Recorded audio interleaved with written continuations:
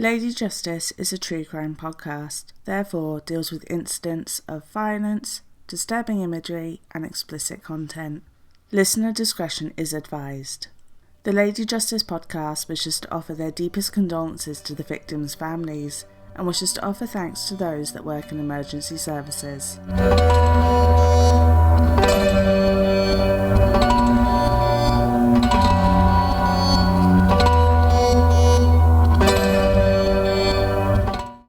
Hello my lovelies and welcome to another episode of Lady Justice, a true crime podcast.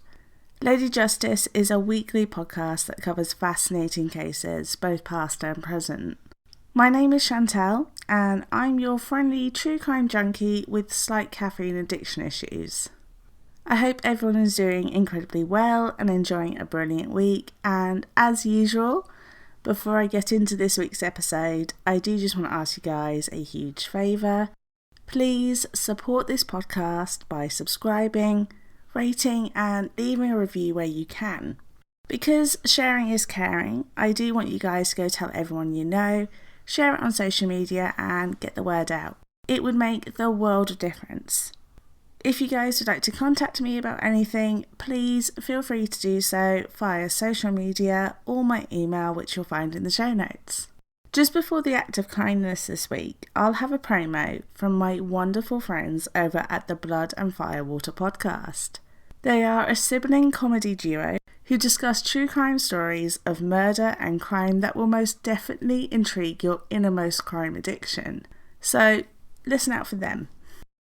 A killer so depraved was William Corder that everybody wanted a piece of him.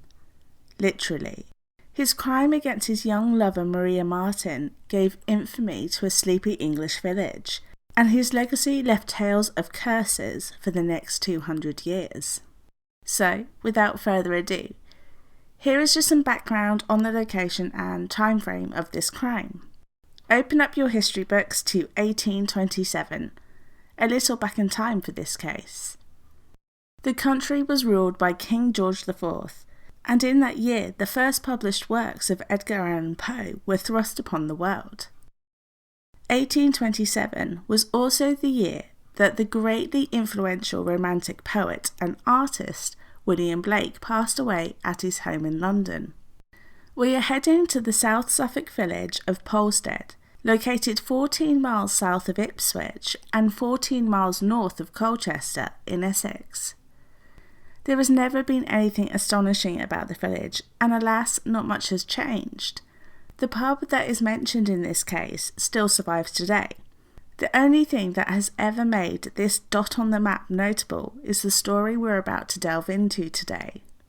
As always, all my sources will be listed in the show notes.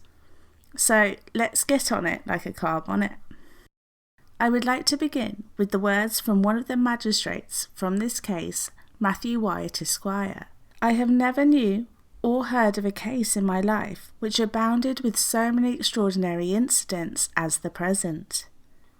It really appears more like a romance than a tale of common life. And were it not that the circumstances were so well authenticated, it would appear absolutely incredible.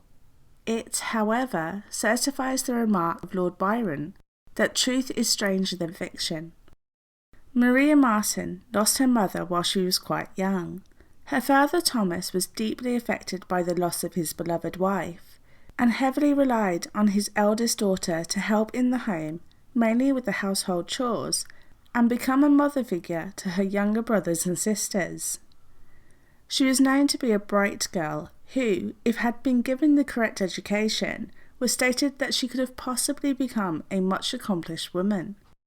By the time she was 17, she still lived at home and enjoyed the skills a domestic woman of the time enjoyed.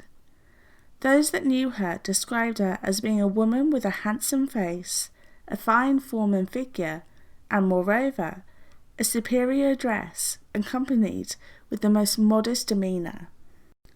The innocence that had followed her throughout her life was tainted, as they said, in her 18th year when men began to take an interest in the young woman. Her first seducer was Thomas Corder, the son of a wealthy local farmer. He had called upon the Marten cottage, asking her father if they may partake in a walk together. As Maria's father thought the boy to be from a good family, he allowed what he described as the passable young man to do so with his daughter. They grew closer over the following months, and Maria had fallen pregnant.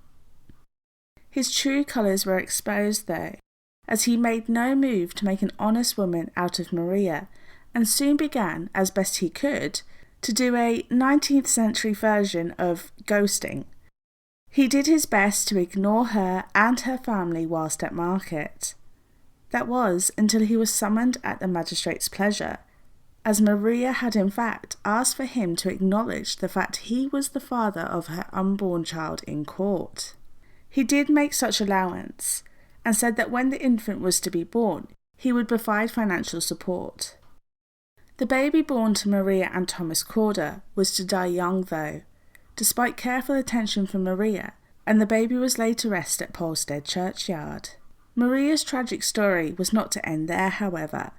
A man known as Peter Matthews, who at the time had not been named, because he was much respected in the community, had formed an intimate bond with Maria.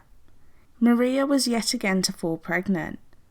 This gentleman, Mr. Matthews, from the area, did in fact try to be honourable and support his young boy that they called Thomas Henry, although the relationship did not blossom into marriage.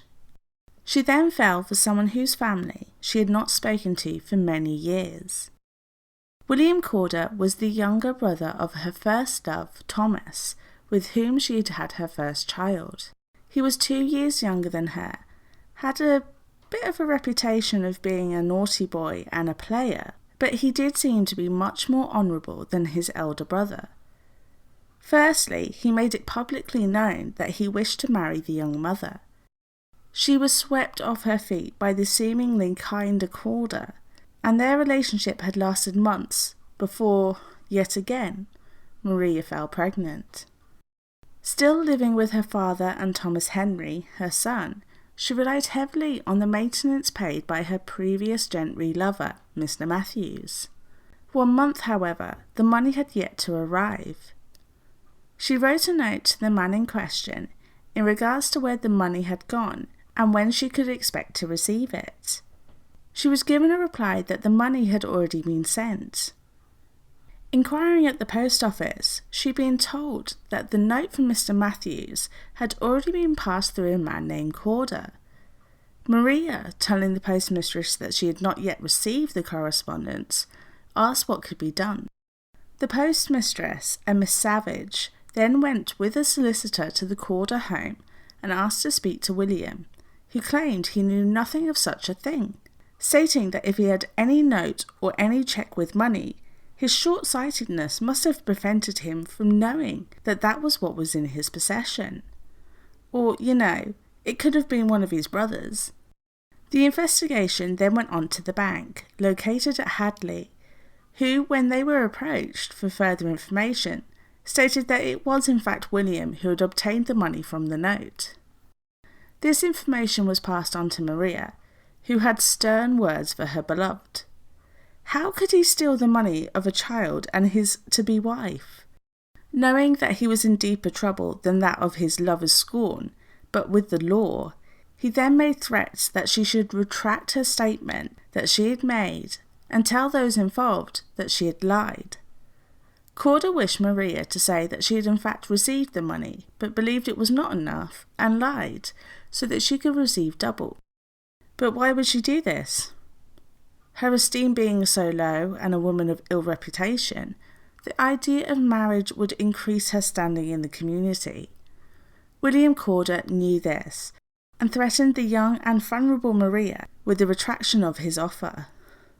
She felt like she would be, yet again, left with another child and no father to help raise them. She therefore did retract her statement, and William was no longer suspected of any wrongdoing. He was yet to marry her, though. Despite her begging, Corder had yet to rescue the woman from ruin, citing many excuses, and then the baby was born. The tiny infant was weak, and although the Marten family tried to care for the little life as best they could, the baby died. William Corder was informed, and he agreed that he would lay the baby to rest. Maria went with Corder as they took their child to be buried before returning home, devastated. Although a perfectly intelligent girl, she had fallen for the wrong men over and over, and during this time frame, doing so was something of sin. Her reputation was in ruins, and even though she and William were still courting, as they said, the birth of their child out of wedlock was to have some deadly consequences. During the May of 1827, just a few days after the death of their child, in the presence of Maria's stepmother Anne, Corder asked to meet at the Red Barn, a spot that the couple had often met at before. He then suggested to the women that the couple should elope to Ipswich. Corder declared that he had heard suggestions that the parish officers were going to prosecute Maria for having bastard children. He originally suggested that they should elope on the Wednesday evening, but later decided to delay until the Thursday evening. On the Thursday, he was yet again delayed, his brother falling ill being the reason. On Friday, 18th of May, 1827, he appeared at the Martins' cottage during the day, and according to Anne, who testified to this later, told Maria that they must leave at once, as he had heard that the local constable had obtained a warrant to prosecute her. Maria was worried that she could not just leave in broad daylight, but Corder told her that she should dress in men's clothing as to thwart suspicion. He would carry her things to the barn where she could meet him and change before they advanced on to Ipswich. After the couple left the Martins' cottage, they were seen to walk towards the Red Barn, known so as during dusk the barn gave off an eerie red glow across the pastures. It was situated about half a mile away at a spot called the Barnfield Hill. It was the last time anyone would remember seeing Maria. Corder came to see the Martins in the following days and stated although they were to have been married, when they arrived at Ipswich they found that there was an issue with their marriage licence and they had to go to London to fix the issue. In the meantime, he said that he had placed his lover in the care of Miss Rowlands, who owned a house in Yarmouth on the Suffolk and Norfolk border, to keep her safe from the law.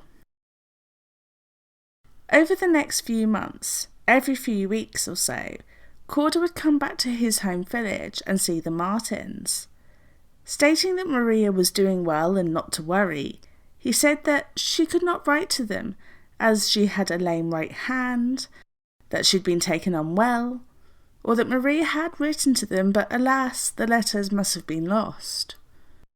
Whilst away, he would write letters to her family, telling them of tales where the couple had visited the Isle of Wight or they'd been exploring the idea of living in London.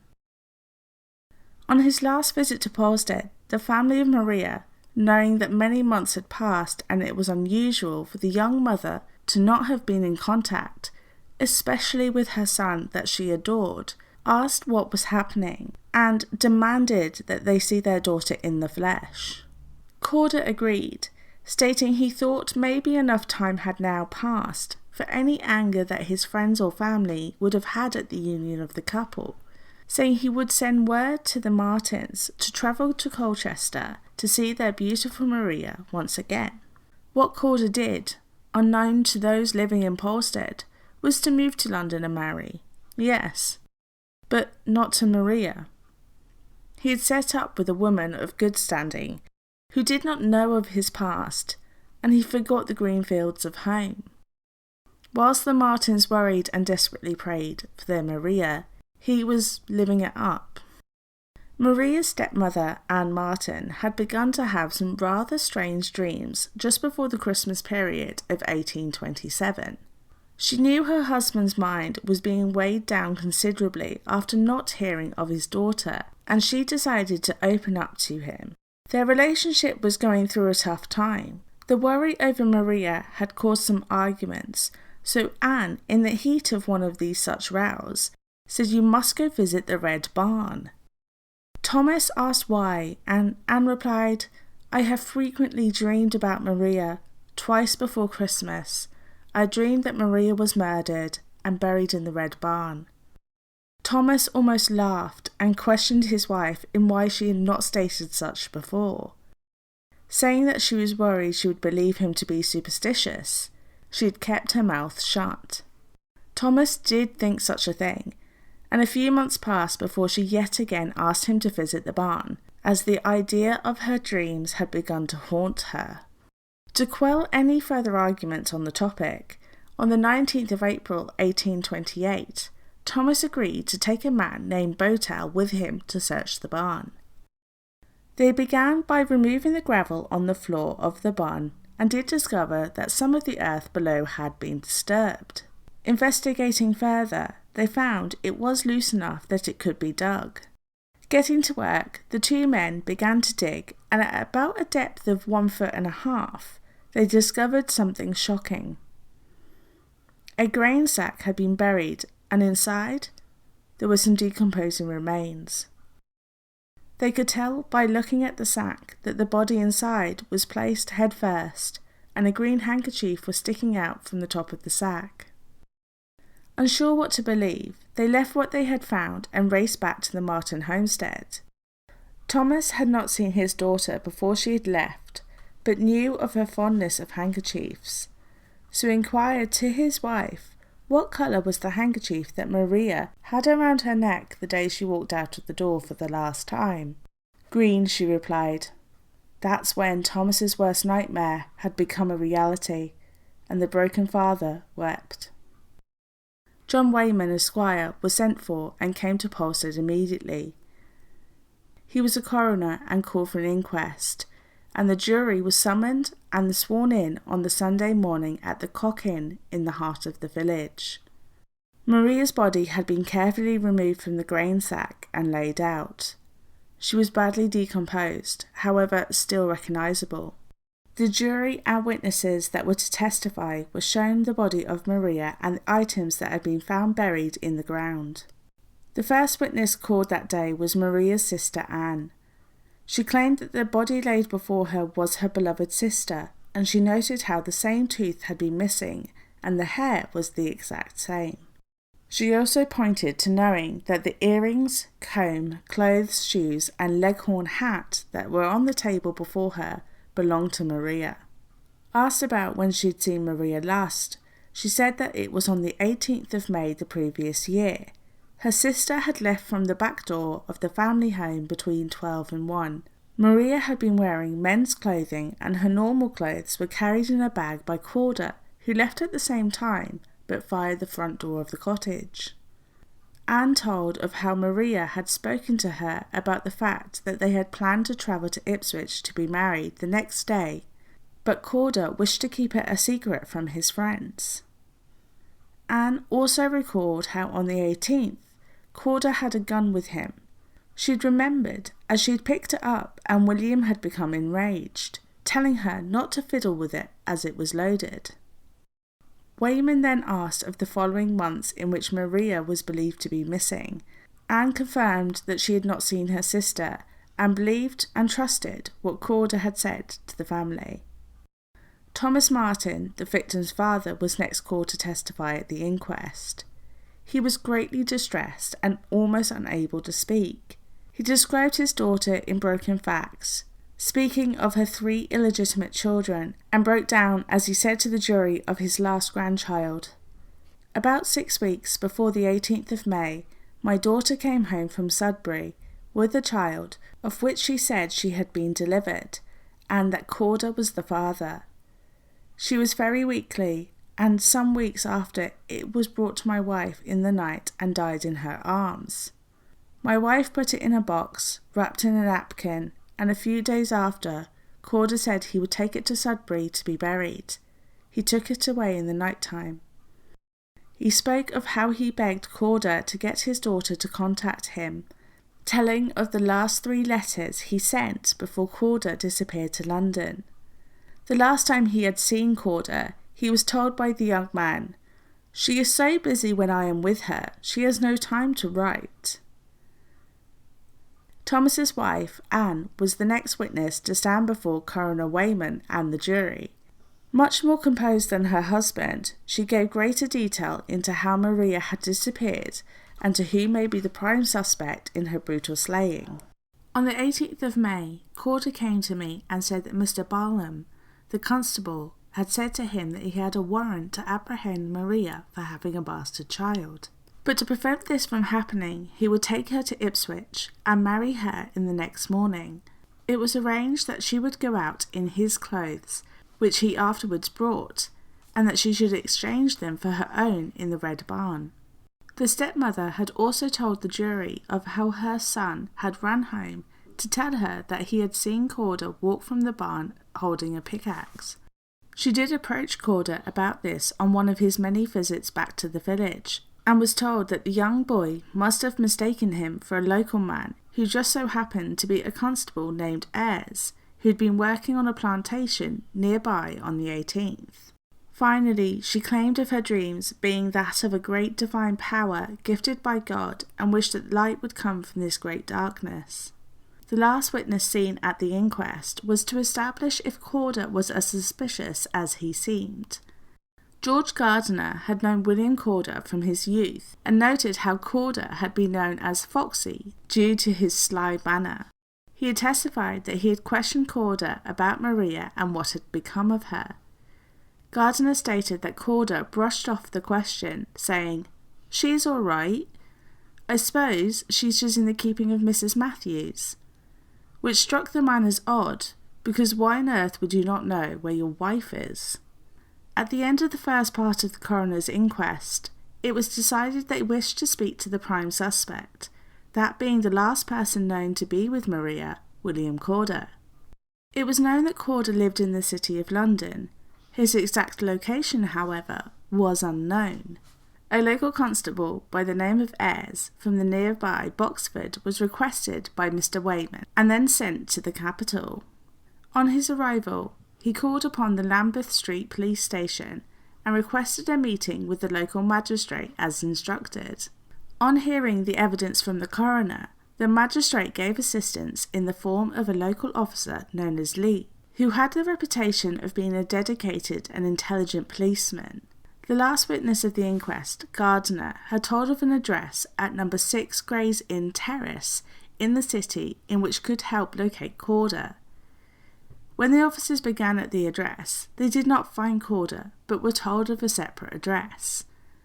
This address then led to another witness, who yet again pointed them in a different direction.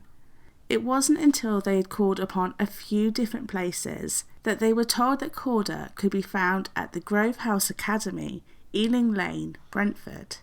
The suspect Corder was then taken back into the city and held in custody at the Lambeth Street station. The entire journey back, however, Corder fought, and when he was placed in his cell, more officers had to come to the assistance of Ayres and Lee to help them calm the suspected murderer. The magistrate ordered and arranged transport on the 23rd of April.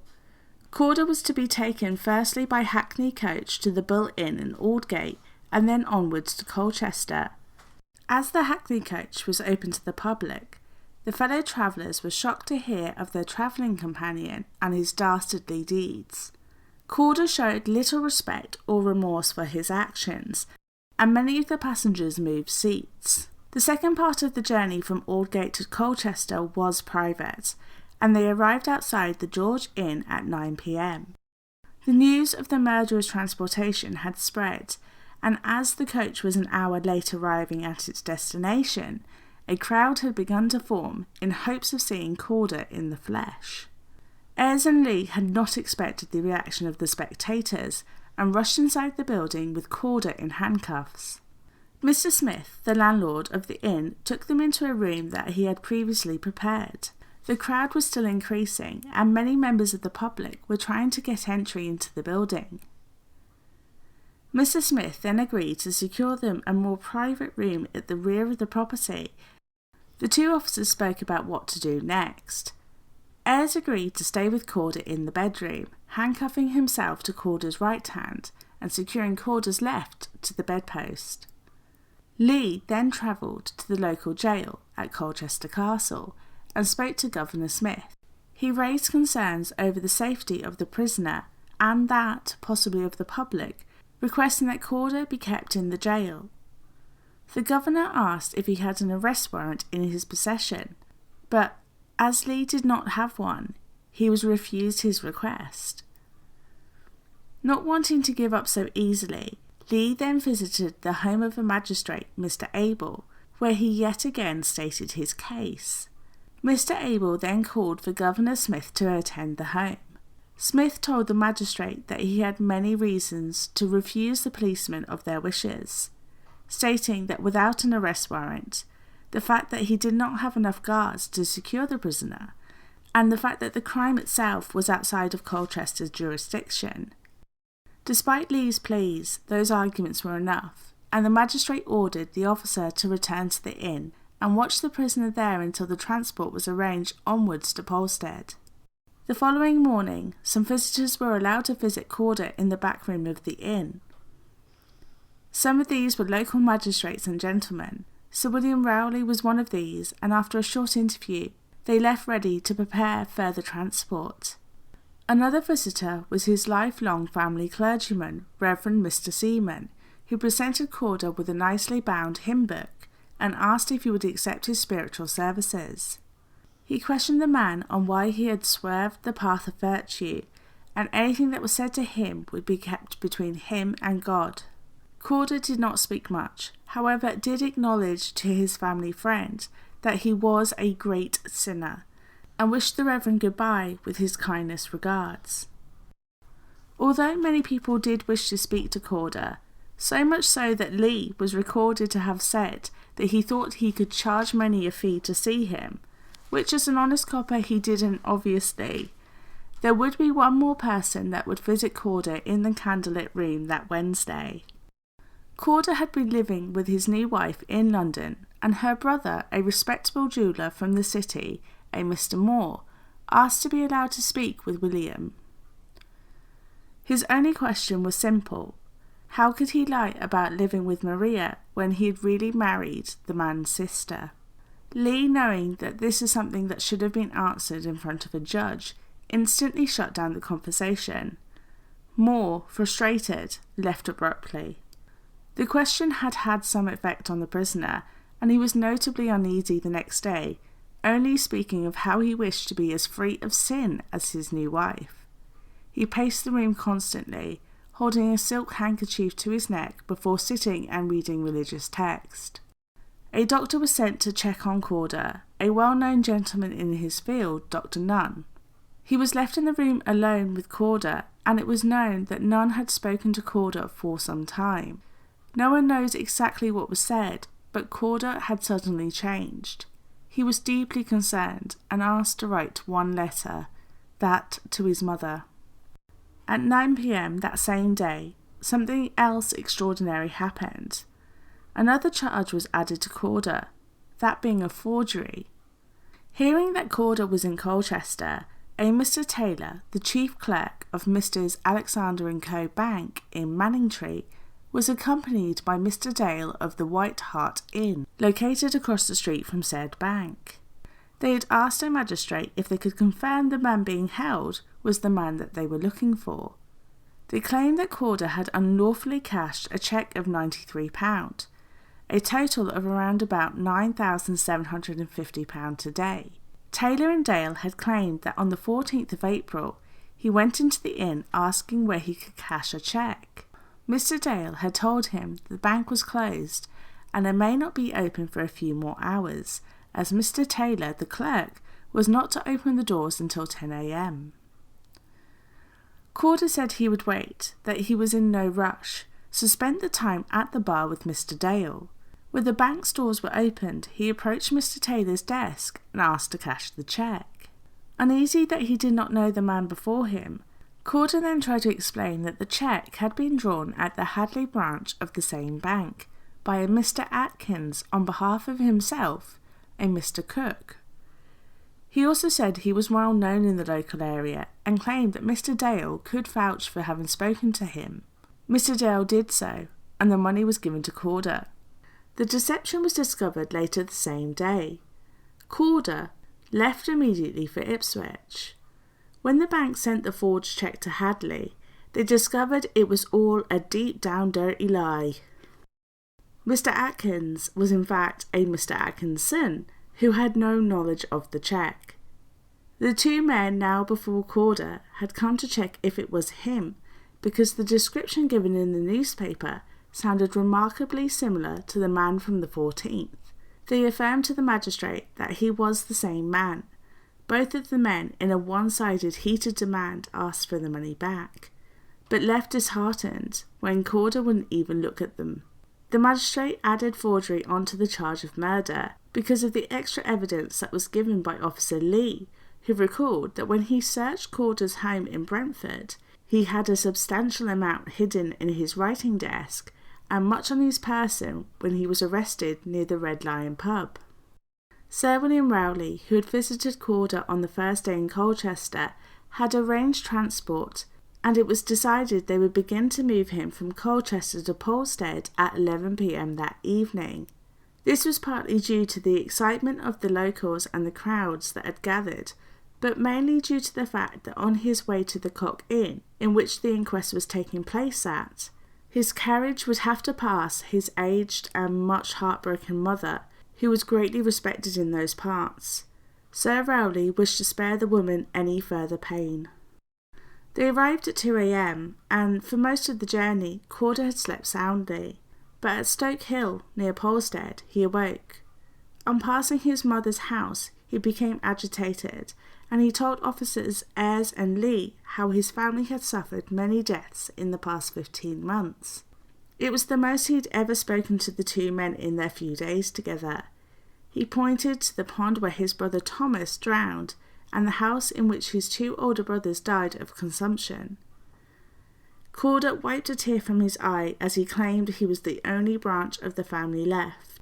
He walked up the steep hill approaching the Cock Inn as the carriage could not make it. When they arrived, the landlord had already gone to sleep, thinking they wouldn't arrive until the morning, but dutifully, when discovering the men outside, lit a fire and invited them in. He served some light refreshments and food that Corder wolfed down. Before he retired to bed, Corder was caught by the men sitting silently at the window, looking out across the pastures his mother owned, and at the Marten family home, and the route he took with Maria the day he killed her. The inquest was resumed after Corder was detained at Polstead. The press had descended upon the sleepy Suffolk village and filled the rooms of the Cock Inn. The news of the gruesome murder that had left a lady buried under the barn for 10 months without being discovered had meant that many of the true crime fans of the day flocked to the village. They took over the village green and fought in the streets over tiny rumoured details. With little places to stay, many sheltered in fields by hedges at night, and in the day they hid in the public house trying to eavesdrop on the inquest proceedings. More witnesses were called before the jury that include Maria's sister, father and stepmother, who once again stated as they did before. They confirmed the deceased was that of Maria Marten, born on July 24, 1801, and that she was in a relationship with the suspect William Corder, 2 years her junior. Her younger brother stood in front of the jury to expand on his mother's previous evidence that he had seen Corder come from the Red Barn late in the afternoon of 18th of May, stating that he was less than 20 metres away and could see Corder's face. He claimed to have seen him with a pickaxe. Proceedings were then interrupted as a well-dressed man entered the room and declared himself William Corder's solicitor. Mr. Humphreys, as he was known, made an application that his client should be allowed at the inquest to hear the evidence that was being collected against him. The coroner, as a stern man well learned in the ways of the law, said there was no precedent of such, but said that he would allow, once all the witnesses had testified, that it could be read to Corder. The closest neighbour to the Red Barn remembered on the day in question, in the previous May, she had been clearing the kitchen table from lunch when Corder had knocked upon her door and asked the use of her husband's spade. Her husband had already left for work in the fields, and she said he was welcome to do so, but it was old and likely not of much use. Questioned on how she remembered it was on the day that Maria went missing, Mrs. Stowe said that she had been unwell during this time, and it was on the day that she was last on her feet before 4 weeks of confinement. Her husband then testified that the spade had been returned the next day, as he had not seen it missing thereafter. The police officer Lee was next to testify, stating the conversation he had with Corder before he was taken back to the Lambeth Street station. He spoke of how he questioned the defendant on how he knew Miss Marten, and how Corder had said he had never known a woman of that name, and how rude it was to imply such, as he was happily married to another. It wasn't until Lee had told Corder that the body had been found that William admitted that he knew her, and asked how long ago the discovery had been made. Other witnesses came forward with evidence that passed suspicion on Corder's guilt, such as a woman who had gone to clean Corder's bedroom and found a box containing females' gloves and shoes of Danish satin. Another came forward talking of how he wanted his dagger melted down and made into a carving knife. The last witness to be heard at the inquest was Dr. Robert Alford, who was a surgeon that had examined Maria's body after its discovery and placement in the Cock Inn. He told of how she had been placed in the sack so her head was rested against her shoulder. He described that there was a handkerchief tied tightly around her neck, so tight that a man's finger could barely pass through the gap. The direct cause of her death could not be determined, as she had suffered more than one injury, and the amount of time that had passed made it almost impossible. He noted that she had an injury that seemed to be a puncture wound caused by a blade, but due to the skin's condition, no weapon could be determined. Maria's right eye socket had been completely shattered by an object that had struck the eye, possibly that of a gunshot wound or maybe a dagger. The brain matter was in a very bad state at this point, so little could be known if there had been an injury to the brain. 2 pieces of bone were found lodged in Maria's throat, but they were believed to have been from the shattered eye socket. The coroner was then to declare the evidence heard, and ordered for Corder to be brought into the room and given a seat, so that he may hear the reading as requested by his solicitor, Mr. Humphreys. During the reading, Corder seemed lost in thought and showed little to no emotion, although did seem slightly irritated by some of the evidence. Mr. Wayman then asked Corder if he had anything to say on his innocence, and after some hushed whispers with his counsel, asked just to retire. The jury then left the room to consider what they had heard, and came back shortly after. The foreman, a Mr. Green, a farmer from the village, said the jury was in agreement that William Corder wilfully murdered Maria Marten. The coroner then issued a warrant for Corder's detainment at Bury St Edmunds Jail until the next assize court to be trialled. Corder's trial was set for the next sitting of Bury Assize Court to be held on the 7th of August 1828. This date had to be put back a number of times due to the increased interest in the case. Many people from across the kingdom had begun to flood into the city, and many of the hotels nearby began to fill up to occupancy by the 21st of July. So much was the case famous, admittance to the courtroom was via ticket only, but on every day of the trial, so many would come that the judges, court officials and witnesses had to push through the many that had blocked the doors. The case was overseen by William Alexander, who was the chief baron of the Exchequer. He hated the infamy the case had already started to receive in the media, not wanting to give William Corder any further attention. This was mocked by some of the reporters, as seen in a copy of the Times from this era that complimented the public for agreeing in Corder's already presumed guilt. Opening with the plea of not guilty, the trial of the century began. As previously explained, the exact cause of Maria's death could not be determined, meaning the charges read to Corder include 9 indictments, stating murdering Maria Marten and willfully shooting her with a pistol, and likewise stabbing her with a dagger. This was to avoid any chance that there could be a mistrial. At this time, the charge of forgery that was uncovered at the George Inn in Colchester was also read. The evidence given by the prosecution, led by a Mr. Andrews, was much the same that had been explored in the inquest. Maria's father told the jury through his tears of how he discovered his daughter in the Red Barn. Her stepmother spoke again of her dreams and the circumstances around how Maria left with Corder the day she was last seen. Maria's younger brother George testified how he saw Corder with a pickaxe once again. The prosecution used this evidence and the suggestion to the jury that the tensions around the proposed marriage, the missing money from her former lover for their child, and Maria's possible knowledge of other criminal acts may have been motives. Another such motive was suggested when the burial of Maria and Corder's infant child was not recorded, therefore thought to be done illegally. The defence was poor in relation. Corder took the stand and swore that he would tell the truth in his version of events of that fateful day, 18th of May 1827. He claimed in a lengthy testimony that he had in fact argued with Maria on that day when they had got into the barn. He spoke of how he had a deep connection with a woman of bad reputation and that it did not matter to him. He did say, however, he worried of how his friends and mother would react to the marriage, due to his standing then being diminished within the local community if he did so. He then said that Maria, after the heated words were exchanged, watched him as he walked away.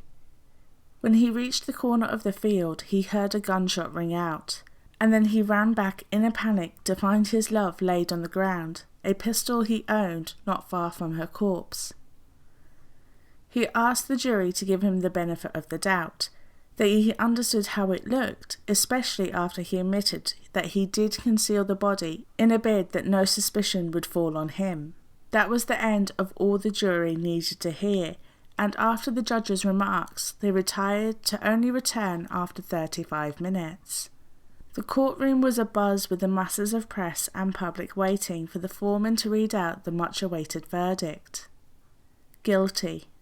Baron Alexander sentenced him to be hung and afterwards to be dissected for medical science, stating, "You be taken back to the prison from whence you came, and that you be taken from thence on Monday next to the place of execution, and that you there be hanged by the neck until you are dead, and that your body shall afterwards be dissected, and may the Lord God Almighty, of his infinite goodness, have mercy on your soul."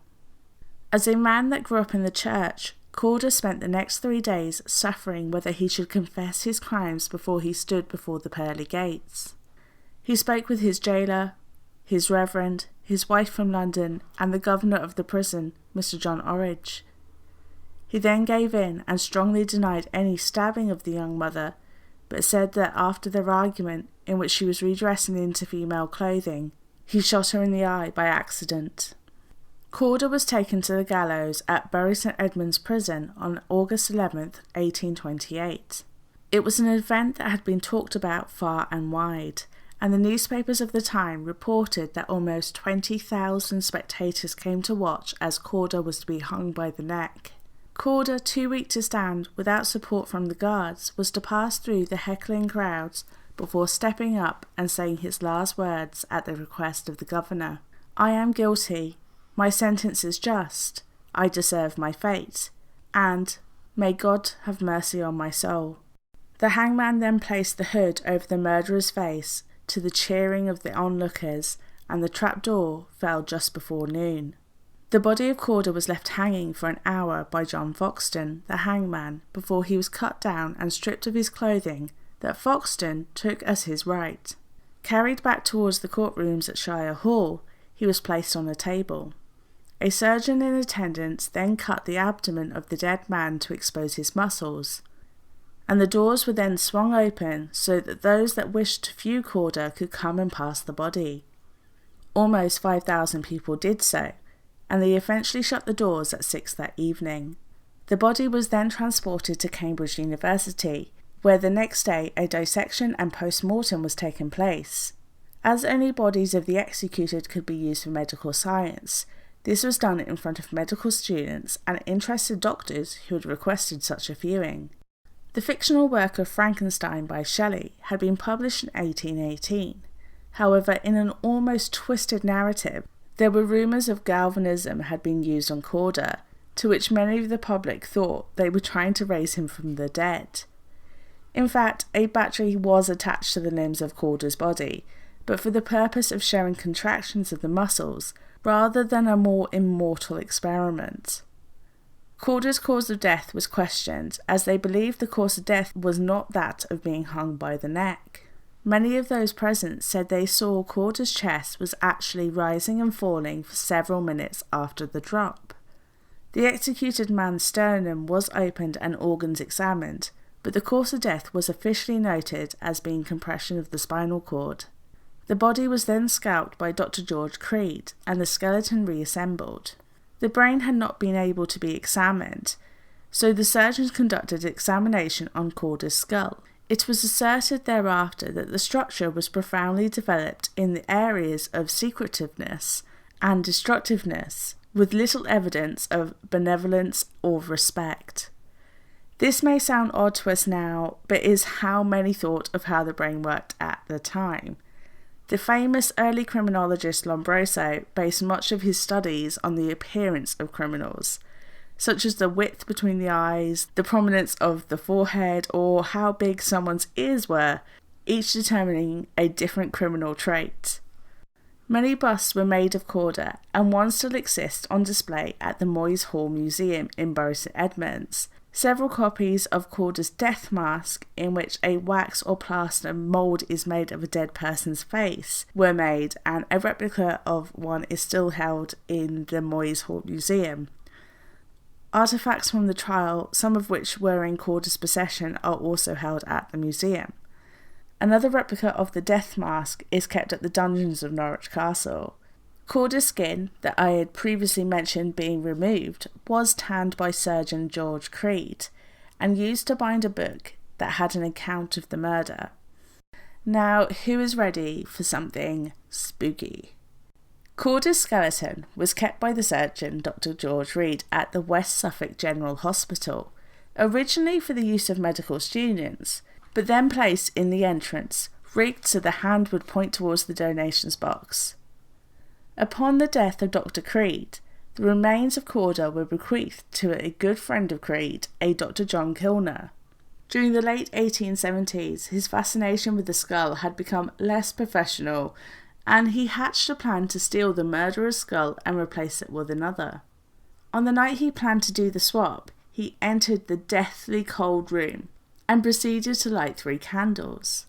As soon as he had reached the skeleton, the 3 candles snuffed themselves out. Noting there was no draught, he began to light the candles again, and by the time he reached the 3rd candle and began to light it, the other 2 snuffed out.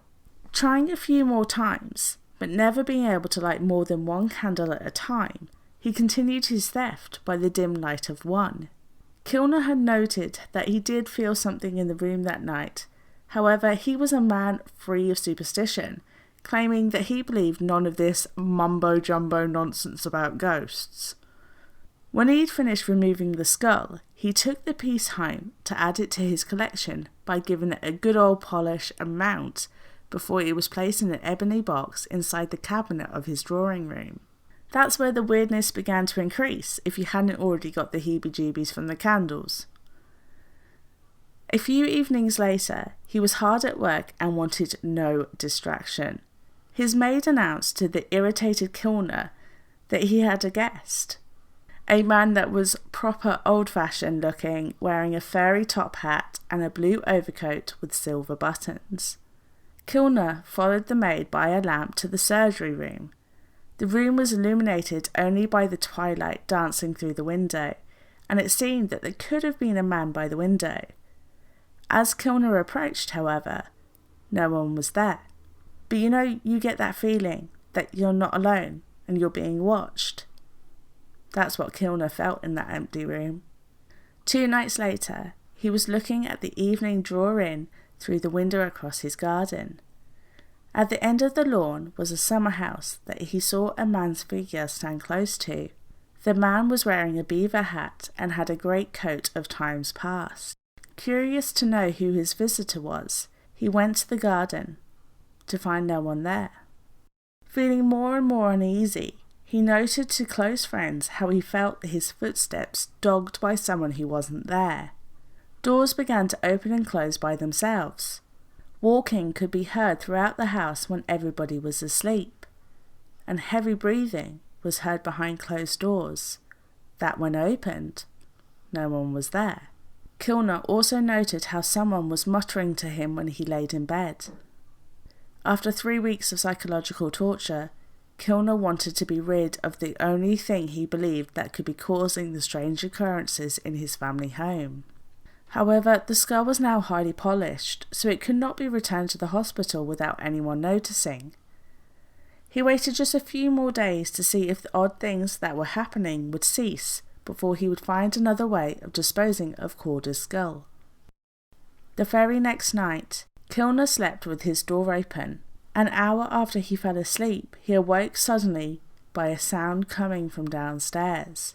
He sat silently for a few minutes, wondering if his mind was just playing tricks on him, before it came again. Cautiously, he lit a candle and approached the landing. He leant over the railing and saw the glass doorknob of the drawing room reflect the light, until it didn't. A white hand was holding the door handle. Well, seeing this, Kilner shit himself and decided that was it. Angry, scared, and unwilling to be led down the path of madness, he began to approach the drawing room. Then the door opened, and a massive explosion was heard.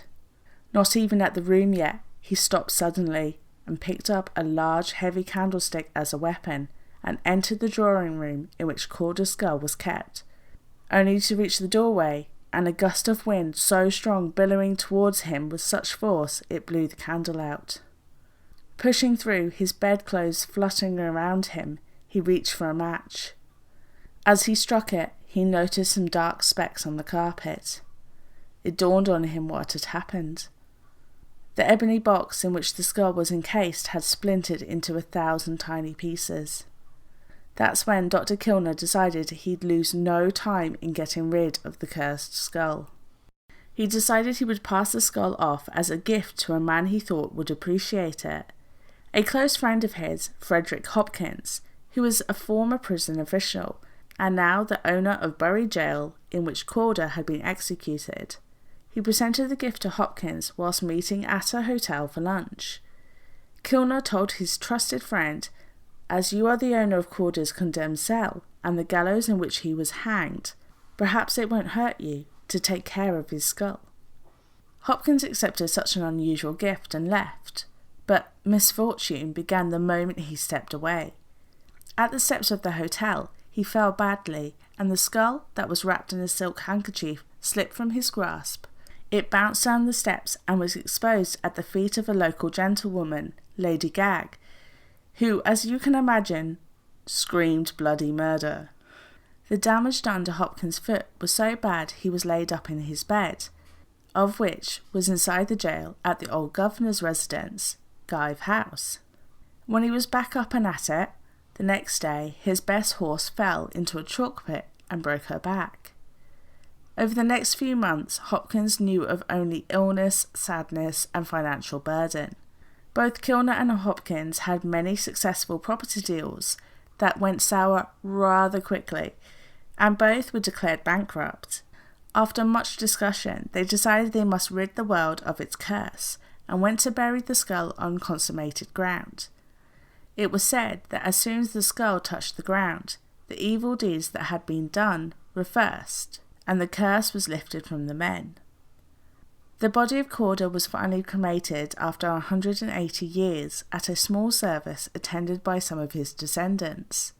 The final resting place of his ashes is in a small plot on the Polstead churchyard, the same one in which his murder victim is buried.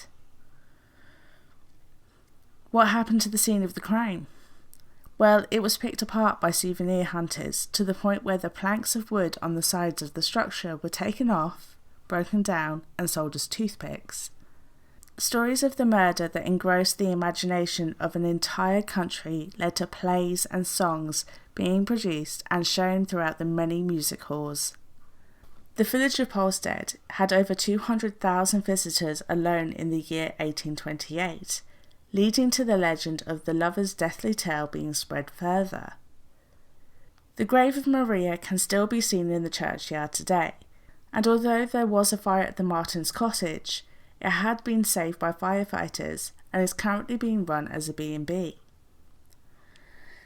So that's it for the case, and here's a promo for the Blood and Firewater podcast. Hey guys, my name is Rashad Jones, and I am the host of Blood and Firewater podcast, a podcast where we shoot tequila and chase it with a case of murder. Some cases may have been covered in other podcasts before, and that's okay. Allow us to just guide you back down that rabbit hole as we re-examine the people, the places, and the things about your favorite cases. You can reach out to us on Instagram at Blood and Firewater Podcast and Twitter at BFW Pod Squad. If you got a case you want to suggest, shoot an email to bloodandfirewater@gmail.com. Blood and Firewater Podcast does contain explicit language and graphic content not suitable for all ages, so listeners' discretion is advised. Stay alert and stay alive. So after all of that, I think it's time for a small act of kindness. It's just before Christmas, so I propose that you do something that should be open all year round, but especially made known during this time of year. I know many who struggle with this time of year, a loss of someone in your family or friends, or just, being overwhelmed. I want you to open your doors. Be there to listen, to advise, and to talk. If you're struggling this season, I'm here, as many others are in the true crime community. My inbox is always open if you need to chat. It doesn't even need to be about anything in particular. And I'm pretty much judgment free over here. There is no need to feel like you're going through things alone. If you can, be that person for somebody else this season too. So with that, go be good people, go be kind, go be safe, and most importantly, go be happy.